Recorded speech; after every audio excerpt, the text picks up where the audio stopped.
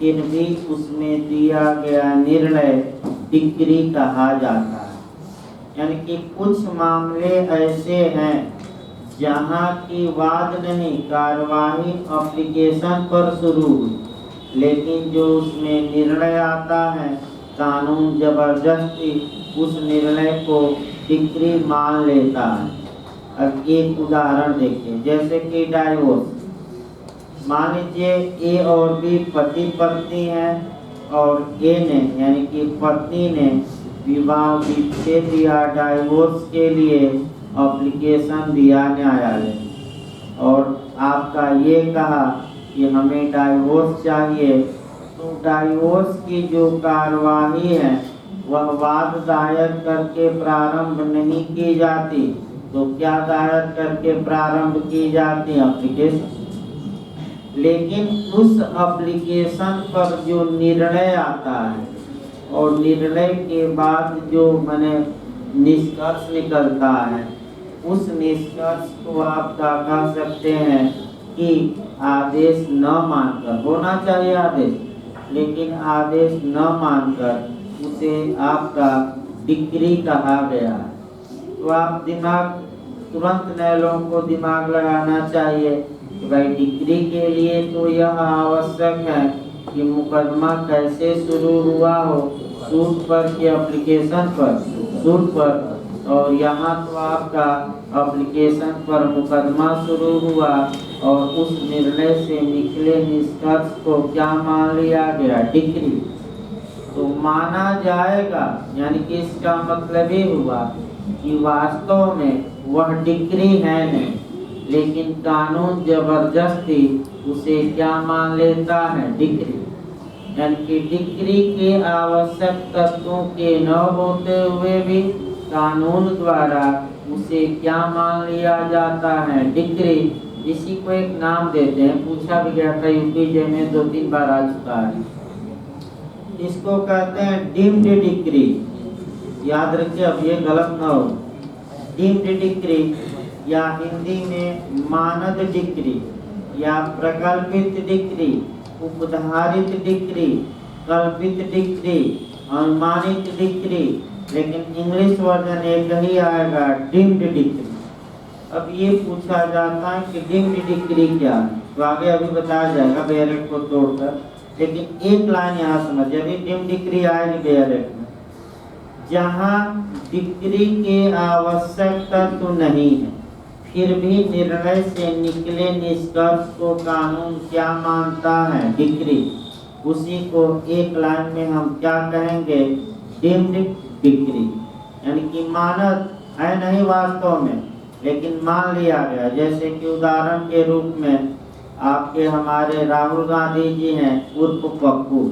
अब भाई कोई बुरा ना माने, इनमें पीएम बनने के गुण नहीं है, फिर भी कांग्रेस वाले ये मान चुके हैं कि अगला पीएम कौन बनेगा? हमारा पप्पू। और पप्पू क्या हो जाएगा अगली बार? पास। ये मान चुके हैं कांग्रेस वाले। आपका तमाम नेता प्रियंका जी को आगे कर देते कांग्रेस वाले, वाड्रा को कर देते, लेकिन वाड्रा को किनारे और प्रियंका को अपना सौंप देते अध्यक्षता, तो कुछ लाभ हो जाता। लेकिन अगला पीएम कौन बनेगा? पप्पू। यानी कि पप्पू को क्या कराना है? जबरदस्ती पास। वह जानते हैं तमाम कहानियां, उतना हम नहीं बताएंगे, लेकिन फिर याद रखिए उसी को डीम्ड कहते हैं, डीम्ड पीएम। यानी कि प्रकल्पित पीएम। पीएम है नहीं, लेकिन मान लिया जाएगा कि ये क्या है? पीएम। तो डीम्ड डिक्री वही होती है। आपका डिक्री के जो तत्व हैं वो उसमें नहीं मिलेंगे निर्णय में, फिर भी कानून जबरदस्ती क्या मान लेगा? डिक्री। तो एक उदाहरण फिर इसको दिया जाए, जैसे कि डाइवोर्स की कार्यवाही, विवाह विच्छेद की कार्यवाही जो प्रारंभ होती है वह पति या पत्नी में से कोई न्यायालय में एक एप्लीकेशन देता है। वाद नहीं, क्या दिया जाता है? लेकिन उस एप्लीकेशन या आवेदन पर जो फैसला आता है वह होना चाहिए आदेश, लेकिन आपका हिंदू ला जबरदस्ती उसे क्या मान लेता है? डिक्री। तो यही आपका जो डिक्री मान लेता है तो ये क्या कहलाएगा? Deemed degree. याद रखिएगा, आपका ये बताया गया, एक सटीक उदाहरण बताया गया, माने डाइवोर्स वाले। अगला देखिए भाई, आपका डिक्री के द्वारा पक्षकारों के राइट यानी कि अधिकार पर न्याय निर्णय होता है। अब यहाँ जो राइट है इसको भी आपका पूछा गया है इंटरव्यू में, और ये प्री में भी पूछा जाता है, सतर्क रहना है।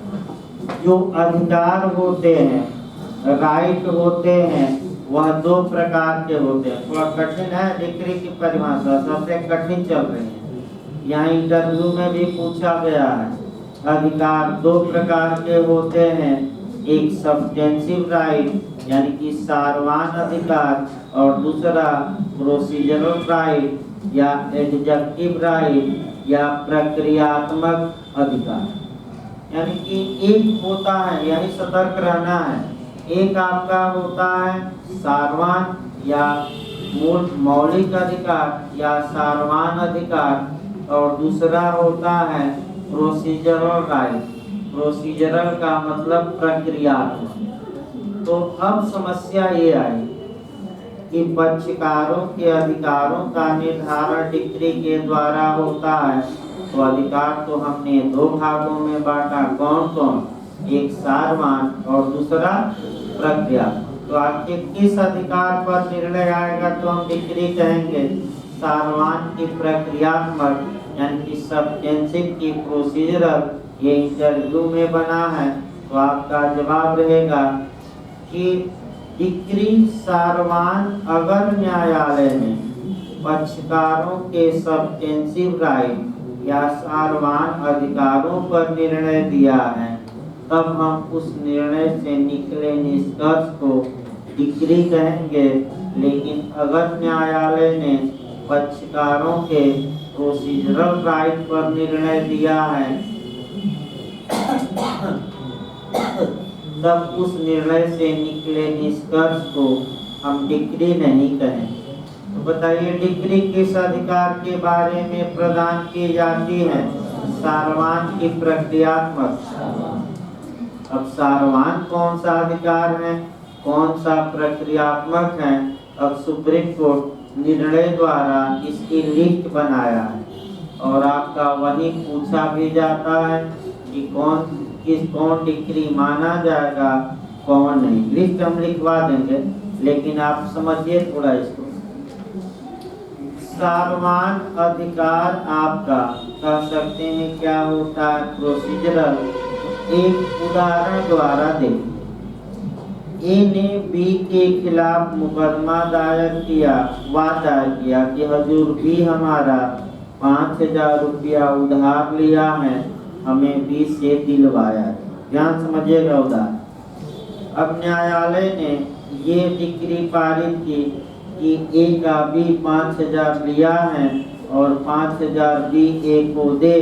ये ए के किस अधिकार पर निर्णय आया? सारवान, मूलभूत अधिकार है। लेकिन आपका दूसरा अधिकार देखिए, एक उदाहरण यह भी देखिए। अब जब ए मुकदमा दायर किया है तो बी के खिलाफ समन या कॉल लेटर या बुलावा पत्र जारी होगा। बी न्यायालय में आएगा, ए बी के खिलाफ समन जारी हुआ और आपका बी को पता ही नहीं चला, और आपका ऐसी दशा में बी बाद में आया और कहा कि हम पर समन की तामील हुई ही नहीं, अतः हुई ही नहीं, हमें सुना ही नहीं गया। अगर हमें पता लगता कि हमारे खिलाफ मुकदमा हुआ है तो जरूर हम इस मुकदमे में हाजिर होते और वादी के दावे का यानी कि ए के 5,000 का क्या करते? विरोध। अब न्यायालय ने ये निर्णय दिया कि बी के खिलाफ नए सिरे से समन जारी किया जाए और बी पर समन रिसीव कराया जाए, सर्विस कराया जाए। तो अब आप लोग दिमाग लगाइए, जो ये दिया जा रहा है कि बी पर समन एक बार फिर तामील या सर्विस कराया जाए, ये प्रक्रियात्मक अधिकार प्रक्रिया से जुड़ा है कि सारवांश से? ये प्रक्रिया से जुड़ा है, सारवांश से नहीं। समन की तामील क्या होती है? प्रोसीजरल।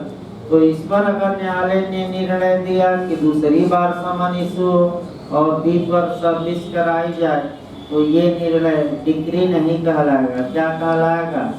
आदेश। जैसे कि आपका रिसीवर की नियुक्ति की जाए, यानी कि प्रापक की, तमाम चीजें हम लिस्ट बना कल बता देंगे आपको, वो लिखना पड़ेगा क्योंकि जेएस में लिस्ट वही पूछ रहा है। यानी आजकल का जो क्वेश्चन है वो बहुत अंदर से पूछ रहा है, और आपका कह सकते हैं कि हल्का सा चुप किए तो इससे एक क्वेश्चन तो निश्चित आएगा प्री में। अब किस मॉडल से बन जाए वो अलग बात है, तो हर एक मॉडल हमें लेकर चलना है। इसका हम लिस्ट का लिखवा देंगे कि कौन प्रक्रियात्मक अधिकार है और कौन सारवांश। प्रक्रियात्मक के बारे में अगर निर्णय आ जाए तो वह क्या होगा? आदेश। और सारवांश के बारे में आ जाए तो वह क्या होगा? डिक्री।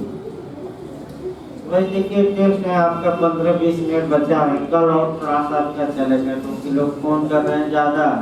अब आए होंगे टेस्ट के लिए, इधर उधर रिसीव बार बार करना पड़ेगा। तो कल भाई देखिए आपका शेड्यूल फिर एक बार बता दिया जाए। 8:30 बजे से आपका ग्राम पंचायत, उसके बाद आपका माने सीपीसी, तो कल 1 घंटा 1.5 घंटा सीपीसी चलेगी। उसके बाद जूरिस्प्रूडेंस चलेगा, मैंने आपका 12 साढ़े 12 तक क्लास चलेगा 8:30 बजे कल से। और कोई डिस्टर्बेंस सब आगे नहीं, मैंने आगे एग्जाम भी नहीं है। इसी को आपका 1.5 सवा घंटा क्या किया जाए, थोड़ा गत दी जाए ताकि भाई 11 बजे से भाई